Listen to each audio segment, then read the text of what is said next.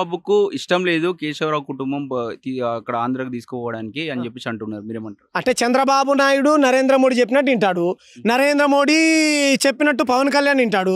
నరేంద్ర మోడీ పవన్ కళ్యాణ్లు మీరు నిజంగా మతోన్మాద బీజేపీ పార్టీ ఎలా చెప్తే వాళ్ళ గైడ్ లైన్స్లో మీరు నడుస్తున్నారా చెప్పండి. రానున్నటువంటి రోజుల్లో మీకు ఆంధ్రప్రదేశ్ ప్రజలే బుద్ధి చెప్తారు. ఖబర్దార్ చేస్తే దానివల్ల మీ మామే చెప్పాడు కదా నక్సలైట్లు నా అన్నాలు అన్నాడు. మీ మామే చెప్పాడు కదా, నువ్వు ఎవరినైతే హత్య చేసి గద్దెనెక్కావో చంద్రబాబు నాయుడు మీ మామే చెప్పాడు కదా. మీ మామ చెప్పాడు నక్సలైట్లు నా అన్నలు అన్నారా లేదా ఎన్టీ రామారావు గారు. మరి నక్సలైట్లు నీ అన్నలైనప్పుడు నీ అన్నల్లాంటి భావజాలం కలిగినటువంటి పార్టీని నువ్వు నడుపుతున్నావు కదా, నువ్వు టీడీపీ పార్టీ నడుపుతున్నావు కదా చంద్రబాబు నాయుడు. మరి నువ్వు ఎందుకు నక్సలైట్ ఇప్పుడు ఓకే రైట్, ఎందుకు వాళ్ళ కుటుంబాన్ని నువ్వు వాళ్ళ డెడ్ బాడీని వాళ్ళు ఊరికి పోనీయట్లేదు, ఎందుకు రానివ్వట్లేదు మేధావుల్ని మాలాంటి ఎందుకు మేము వస్తామంటే మమ్మల్ని అడ్డుకున్నారు టోల్ గేట్ దగ్గర, మేము పోతున్నామని బహిరంగంగా చెప్పాం మా కారులో కంటవా చూసి. What is this? కాబట్టి చంద్రబాబు నాయుడు నువ్వు నరేంద్ర మోడీ కనుసన్నలో పనిచేయకు. వాళ్ళు ప్రజల తరపున కొట్లాడినటువంటి వ్యక్తులు, మంచొచ్చాడో రైట్, ప్రభుత్వం వాళ్ళని చంపేసింది. అరే ఆఖరి చివరి చూపు చూసుకునే భాగ్యం కూడా లేదా వాళ్ళ కుటుంబాలకు? ఇది ఎక్కడ ప్రజాస్వామ్యం కాదు కదా, ఇది నియంత పోకడ కాదు, ఇది ప్రజాస్వామ్యం. కాబట్టి చంద్రబాబు నాయుడు నువ్వు నరేంద్ర మోడీ ఏ విధంగా చెప్తే ఆ విధంగా నేను వింటా, నా వెనకాల నరేంద్ర మోడీ అనుకుంటే మాత్రం రానున్నటువంటి రోజుల్లో నీకు తగిన గుణపాఠం చెప్తారు ఆంధ్ర ప్రజలు. ఖబర్దార్ చంద్రబాబు నాయుడు నీ సందర్భంగా హెచ్చరిస్తా ఉన్నాం. ఇక్కడ మన తెలంగాణకు సంబంధించిన ముగ్గురు ఉన్నారు, వాళ్ళని కూడా మాట్లాడాలి, ఇక్కడ ఉన్నటువంటి సీఎం కూడా స్పందించాలి, ఇక్కడ హోం మంత్రి ఆయనే కాబట్టి. సో దాని మీద కూడా అంటున్నారు, మీరేమంటారు? ఇప్పుడు కేసీఆర్ గారు బీఆర్ఎస్ సభ వరంగల్ వేదిక పెట్టి ఏం చెప్పారు, మనకు అధికారం ఉంది కదా, మన దగ్గర బలగాలు ఉన్నాయి కదా అని పిట్టలు కాల్చినట్టు మనం ప్రజల్ని కాల్చడమేనా, నక్సలైట్ల ముద్రేసి వాళ్ళ వాదనలు కూడా వినాలన్నాడా లేదా? ప్రధాన ప్రతిపక్ష పార్టీలను ఏం చెప్తా ఉన్నాయి, కేంద్రంతో మాట్లాడాలి, ఇది కరెక్ట్ అయినటువంటి చర్య కాదని ప్రతిపక్షాలని డిమాండ్ చేయాలి, ప్రభుత్వాల మీద ఇప్పుడు ఉన్నటువంటి అధికారం ప్రభుత్వం మీద ఒత్తిడి పెట్టాలి, వాళ్ళ వాదనలు కూడా వినాలి, శాంతి చర్చలకు రావాలని చెప్తా ఉన్నారా లేదా? మరి చంద్రబాబు నాయుడు గతంలో ఇదే కేసీఆర్తో దోస్తాన్ చేసినప్పుడు నక్సలైట్ అన్నాలని ఆయన పార్టీ అన్నాడు, ఈయన నక్సలైట్ల ఎజెండానే మా ఎజెండాని ఖుద్దు అసెంబ్లీ సాక్షిగా చెప్పాడు. నేనేమంటున్నా అంటే రేవంత్ రెడ్డి కాంగ్రెస్ పార్టీ మీద ఉన్న ఆరోపణ ఏంది, బీజేపీ ప్రభుత్వం ఏం చెప్తుంది, నక్సలైట్లకు సహకరించేదే కాంగ్రెస్ పార్టీ అంటారు. అందరూ నక్సలైట్లు మంచోళ్ళే అంటారు వీళ్ళు, ఒక బీజేపీ తప్ప మిగతా వాళ్ళందరూ నక్సలైట్లు. మరి ఎందుకు చంపుతా ఉన్నారు? నా క్వశ్చన్ ఏంటంటే ఎందుకు మన తెలంగాణ సేవలను తీసుకురావడానికి ప్రయత్నం చేయాలి. ఎవరైనా బ్రదర్ నేనేమంటున్నా, వారు ఎవరైనా సరే వాళ్ళేం దేశద్రోహులు కాదు, వాళ్ళేం తీవ్రవాదులు కాదు. మీరు చూడండి, దేశద్రోహులకు తీవ్రవాదులకు ఎక్కడ స్మారక స్తూపాలు ఉండవు, అమరవీరులకే స్మారక స్తూపాలు ఉంటాయి. ఆయన నక్సలైట్లు కూడా కావచ్చు, మీరు ఆర్కే గారికి కూడా స్మారక స్తూపం ఉన్నది. గతంలో చనిపోయినటువంటి వందల వేల మంది న్యూ డెమోక్రసీ ఎంఎల్ పార్టీలకు సంబంధించినటువంటి విప్లవకారులకు స్మారక స్తూపాలు ఉన్నాయి. బికాజ్ ఆఫ్ వాళ్ళు ప్రజల గుండెల్లో గూడును కట్టుకున్నటువంటి వ్యక్తులు. వాళ్ళేమో ఎందుకు ప్రయత్నం చేస్తలేడు అవి తీసుకురావడానికి, మాట్లాడాలి అక్కడ ఉన్న CM B team Revanth Reddy, BJP B team. Revanth Reddy ABVP నుంచి వచ్చినటువంటి ఆర్ఎస్ఎస్ కార్యకర్త. పైకి మాత్రమే ప్రజాస్వామ్యవాదిగా నటిస్తాడు రేవంత్ రెడ్డి, కానీ కరుడు కట్టినటువంటి బీజేపీ ఉన్మాది రేవంత్ రెడ్డి. మాజీ మావోయిస్ట్ కావచ్చు, వచ్చిన తర్వాత బానిసలనే ఉంటారు. సీతక్క ఎక్కడ ఉన్నది, మన ప్లాట్ఫామ్ లో ఉంటే మన అక్క. ఎవరి చేతిలో ఉన్నది అక్క? రేవంత్ రెడ్డి చేతిలో ఉన్నది. రేవంత్ రెడ్డి అని ఎవరి చేతిలో ఉన్నాడు? బీజేపీ చేతిలో ఉన్నారు. కాబట్టి సీతక్క రేవంత్ రెడ్డి చేతిలో, రేవంత్ రెడ్డి నరేంద్ర మోడీ చేతిలో, నరేంద్ర మోడీ అంబానీ ఆదాని చేతిలో ఉన్నాడు. ఈ మన దేశాన్ని తీసుకుని ట్రంప్ దగ్గర తాకట్టు పెట్టారు. ఇదంతా సామ్రాజ్యవాదుల కుట్ర. అంటే మన బిడ్డలు కదా, మన తెలంగాణ బిడ్డలు కదా, వాళ్ళ ఫ్యామిలీలు అడుగుతా ఉన్నాయి కదా. లేదు మన బిడ్డలు వాళ్ళ బిడ్డలు ఎవరు? బీజేపీ ఆర్ఎస్ఎస్ కార్యకర్తలు రోడ్ల మీదకి వచ్చి ప్రజాస్వామ్యం బాగుండాలి, హక్కుల కోసం కొట్లాడేటువంటి వ్యక్తులు సంపదలు చూసిన వాళ్ళ బిడ్డలు. ఈరోజు గిరిజనుల తరపున, ఆదివాసుల తరపున, ఎస్సీల తరపున, బీసీల తరపున కొట్లాడుతున్నటువంటి, నోరు లేని ప్రజల తరపున కొట్లాడుతున్నటువంటి వ్యక్తులు మన బిడ్డలు కాదు. వీళ్ళు దేశద్రోహులు, టెర్రరిస్టులు, ఆతంకవాదులు. సరే ఆతంకవాదులే అనుకో, ఏమంత అన్యాయం చేశారు వాళ్ళు? ఎంతమందిని చంపారు?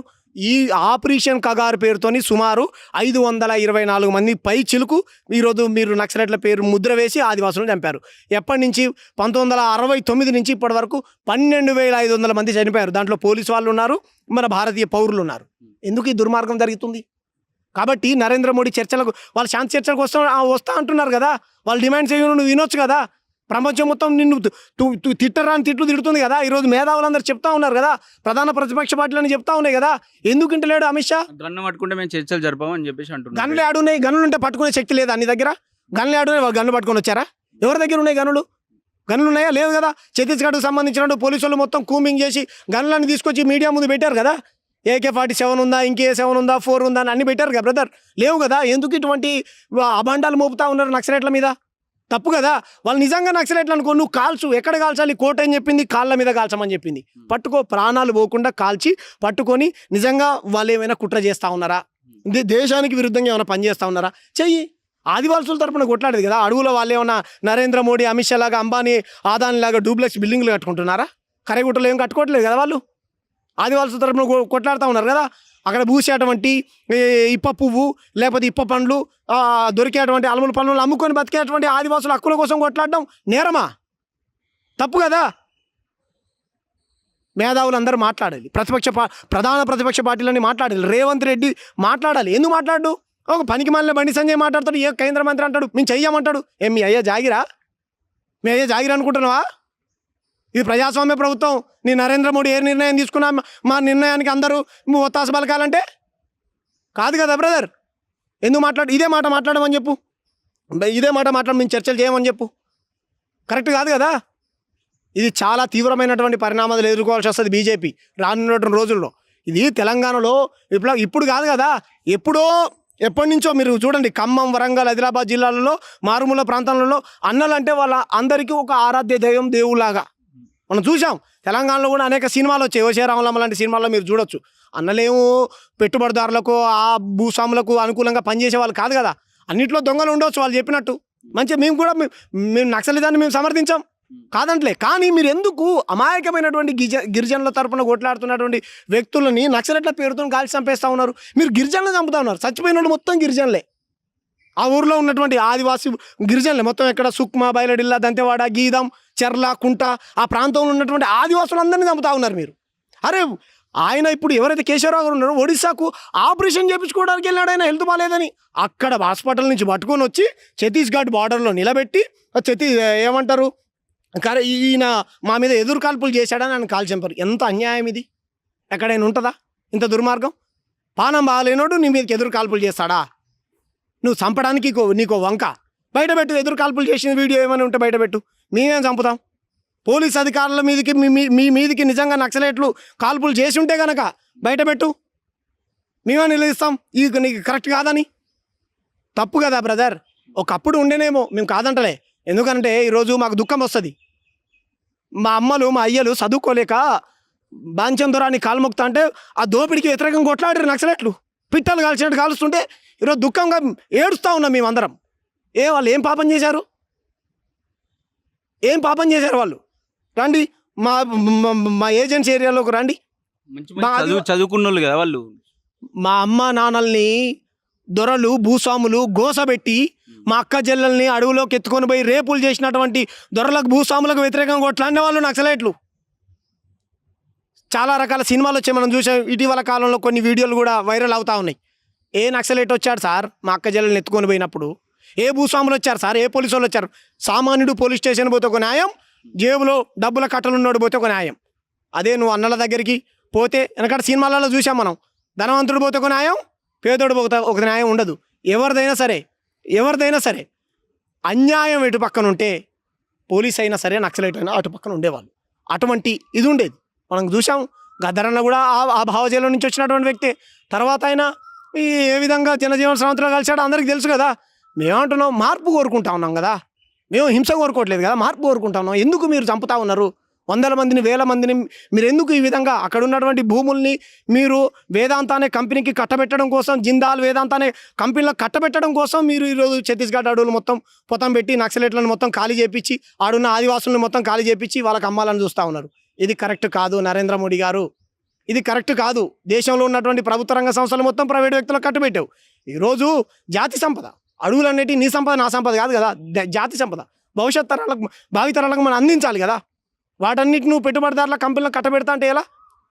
కాదు కదా, నీ ప్రయోజనాల కోసం కదా నువ్వు చేసేది.